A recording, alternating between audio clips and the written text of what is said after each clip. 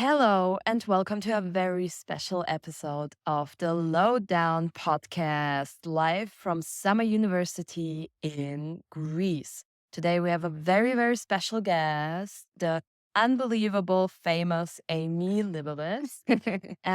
Amie, could you tell us a little bit about yourself? What do you do? Yeah. Yeah. I mean, famous. Oh my gosh, Hanna. You are. So my name is Amie Liebowitz. I'm an Australian journalist. I'm freelance and I live in the United Kingdom for the past coming up to 7 years, which is so wild. My main organization that I work for is the BBC, the British Broadcasting Corporation. And I day to day currently work in audio for the Bill and Melinda Gates Foundation project inside BBC Africa. But my real situation, my real shtick is on uh, far right politics, antisemitism, Jewish pop culture, neo Nazi attacks, Nazi war crimes, you name it. And that's kind of my remit. So it sounds like you are dealing with very easy topics and you must have a very easy life now. Of course, I'm joking. Before we get into more details about your day to day and what it means to be a Jewish journalist, probably you could also tell us a little bit about your way into journalism. How did you decide? Was it even a decision that you wanted to become a journalist? Well, it was definitely a decision that has to be made. Um, so I have a BA in Asian Studies and Government International Relations and an MA in International Security, specializing in Asia Pacific, from the University of Sydney. And I always wanted to be a journalist. I love the idea of making documentaries, and I love the idea of, as I say, like transporting people into a different place and really learning about something. As someone I have a physical disability. It's called a benign essential tremor, where my hands shake. Mhm. Throughout school, I didn't have great grades. I really struggled with it. And it was only after high school and into university when I received help, Mhm. my grades shot up. I was recognized as intelligent and I was able to do things that really pushed boundaries and realized that, you know, being a journalist was possible. Mhm. My dad's an engineer, my mom's an economics teacher, so I was never going to study journalism. Mhm. That was completely not going to happen. And they said, well, okay, if you want to be a journalist, why don't you study what you want to talk about? So basically, if you fail, this isn't going to be the end of the world, You're but gonna have another. you'll have a Yeah. backup. It's Yeah. going to be okay. And ultimately, they really wanted me to work in the Australian Defence Force or like within the government. Mhm. So my path was either journalist or government. And I started the process during university. I finally had these grades Mhm. and I went through it and I hated it. I hated the testing. I realized really quickly I was just a number on a desk. Mhm. And I was never going to do anything really creative in my first few years. Mhm.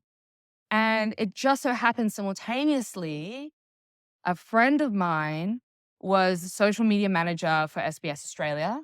And she was like, hey, you know those dreams of you always wanting to be a journalist? Mhm. I need someone Mhm. who is Jewish and Australian to write about Hanukkah. Mhm. Will you be that Jew? I was like, what? And she's like, I'll pay you Mhm. and it'll be your first byline. Mhm. SBS Australia, massive. I Mhm. was like, okay, I've never written an article. And she's like, well, Amie, this is your chance. Mhm. This is it. Yeah. And I was like, fine. And so I did all these interviews. I loved it, handed it back. And in return, I got a freelance contract for SBS. Mhm. I worked in Viceland. I worked for Eurovision. I Mhm. did pop culture. I did What is Kosher. I did a bunch of things. And I was like, no, this is it. This Mhm. is for me. And then I was supposed to move to Korea. It didn't happen. A long story. I ended up in London. And I thought, wow, wouldn't it be amazing to work for the BBC? Obviously, that's massive goals. That's never going to Mhm. happen. Mhm. And I managed to get work experience within my first month. Mhm. And then when I entered New Broadcasting House and I saw those big screens and I saw those microphones, Mhm. I was like, yeah, I belong here. Now, Mhm. obviously, my parents were concerned about peaking Mhm. too early, Mhm. but I knew that was it. This is so amazing. The feeling that you're speaking about, the moment you know that something's made for you. And I believe it's also incredibly interesting to look at or think about that young woman who wrote first article because she got a chance and to look where you are now. And this is what we want to speak about as well. I believe most of our listeners, most people don't need an explanation about that media and Jewish topics or Israel related topics are not exactly best friends in many countries, especially since the 7th of October. So maybe you could give us a glimpse of what it means to be on the other side, on the side of actually creating media as a Jewish person, creating news as a Jewish person, especially after the 7th of October. Yeah, I mean, it's funny. Like I said, I did Asian studies, I studied Korean. I never thought ever that I would make content about Jewish people. I was like, I am not that person. Mhm. I am not a professional Jew. Mhm. That is not me. Mhm. And then something happened, a little bit of context before October 7th, which was the Halle synagogue attacks. Yeah. And if you don't know what that was, that's basically in a city, you'd call it a city, Mhm. in Halle, Germany, where Stephen Ballet, who is a neo Nazi, attempted to bomb a synagogue on Yom Kippur. And a very good friend of mine, Molly, was a survivor of that attack. And I was already doing things here and there about the Jewish community, but it wasn't my main remit. It was just doing the news, Yeah. like working in a newsroom.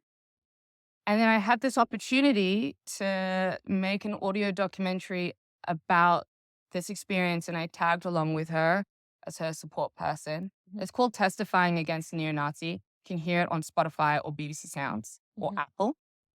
And I realized within this moment that all of the mainstream media coverage of this particular attack was said in a really specific way that was just so dry and not point to the Jewish experience. Mhm. And here I had like two mates talking really honestly about what it's like to be Jewish, granddaughters of Holocaust survivors facing these experiences. And it is a very honest piece. And once I made it and I had people within the German Jewish community coming to me and giving me all these different stories. I mean, I was already doing it a little bit before with Eurovision and things like that. I was like, wow, I could really service my community in a particular way. Mhm. Then October 7 happens. Um, Yeah, like I've cried a lot in the bathrooms at the BBC. I have a favorite crying cubicle. Mhm. We all do, which is actually a bit pathetic, but it's a very London thing to cry in public. Mhm. It's true. Shout out to UGS. Yeah, shout out to yes, we would definitely know what's what. Um, and I was just shocked by the coverage, and I was really scared. Mhm. You know, like I had experienced anti-Semitism as a Jewish person throughout my life. Yeah. And I had experienced it in the workplace before. And I've worked for lots of different types of places. The Guardian, the Times are out there. Like I've worked for quite a few places. Mhm. But I have been confronted since Mhm. people knowing that I'm Jewish, not because of my name, but because I put myself out there as someone that makes content about Judaism, about Jewish themes, about the Holocaust. And so I was a target. I had become this target. And, I'm very open about it in some areas of the workspace where I've had to make formal complaints about antisemitism. And so in terms of my story, Yeah.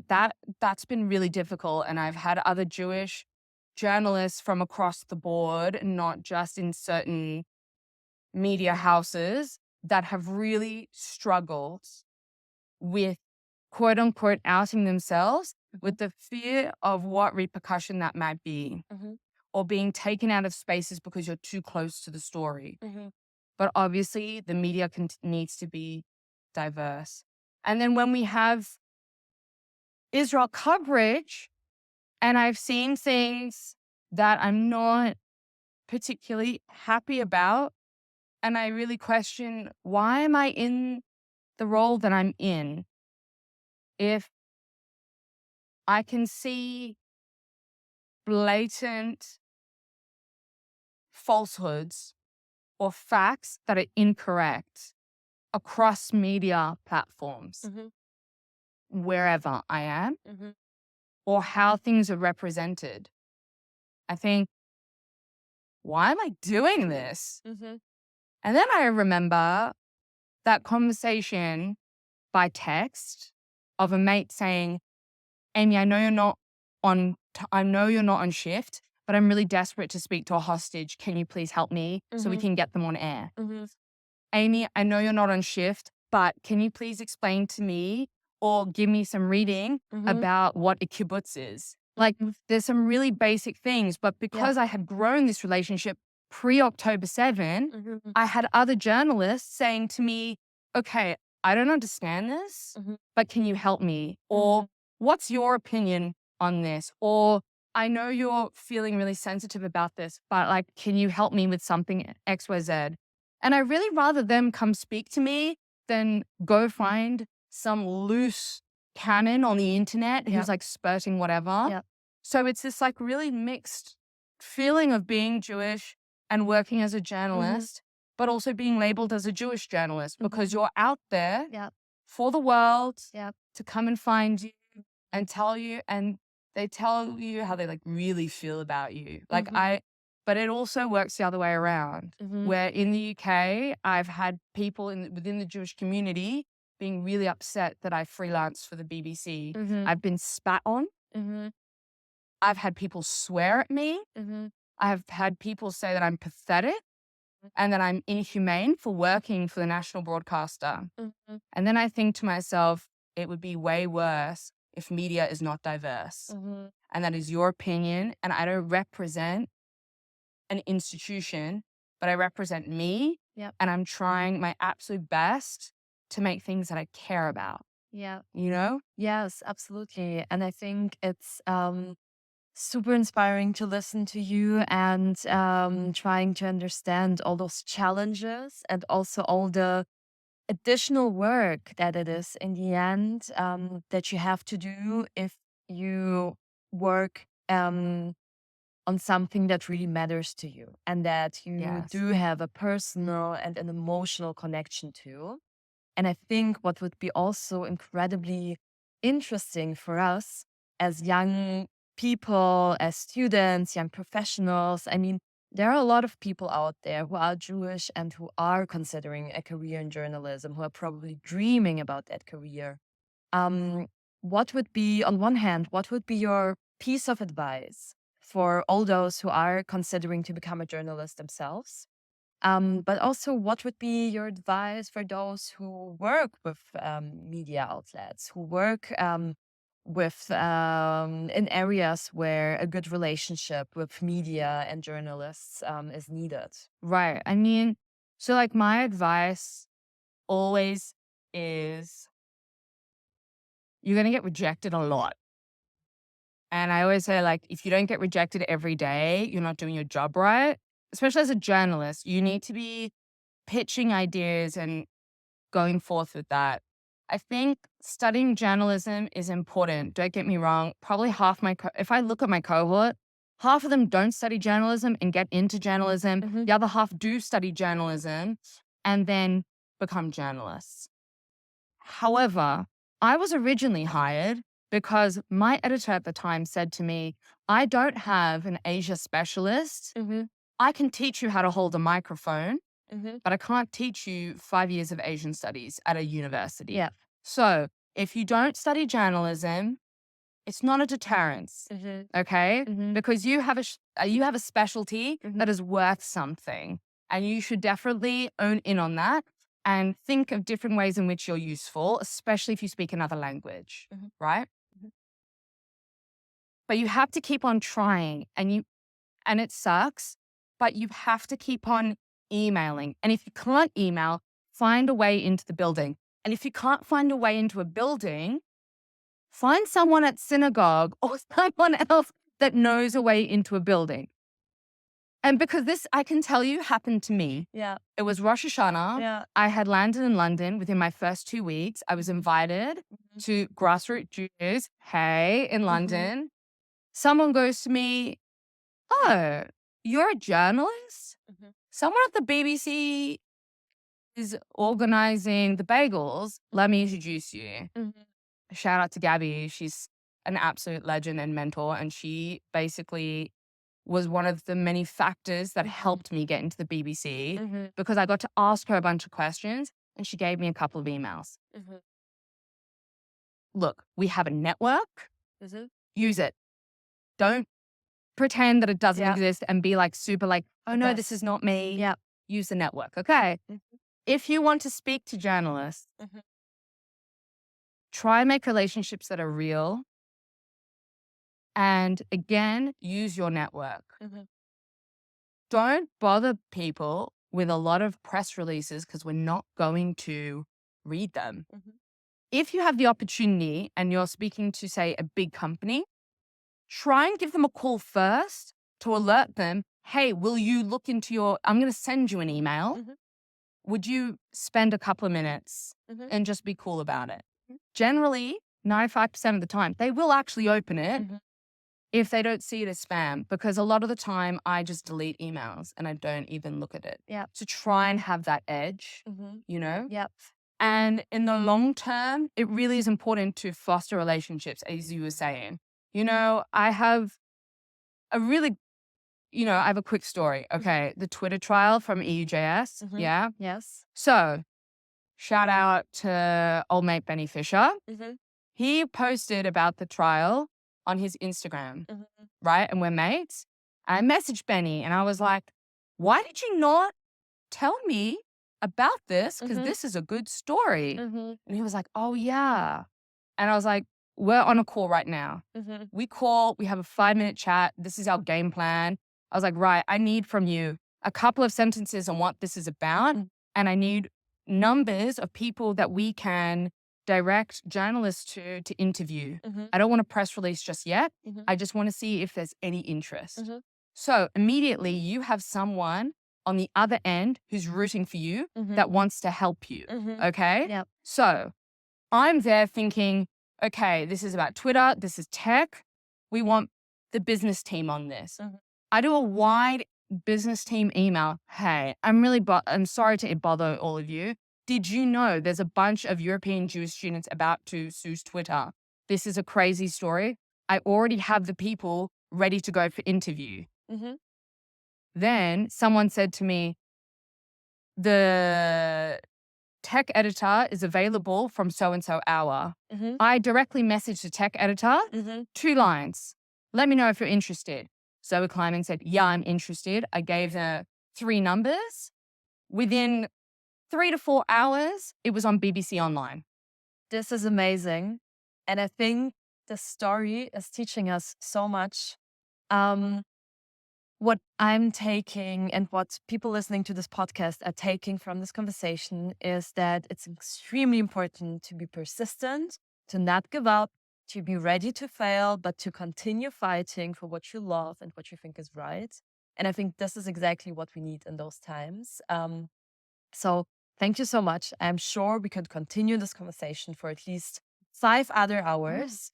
Thank you so much for taking the time and being with us at Summer U. And there's a lot of stuff going on that we Yes. want you to enjoy as well. So I'm gonna let you go. Thank you so much for being at our Lowdown special episode live from Summer U. Amie Liebowitz, everybody. Thanks.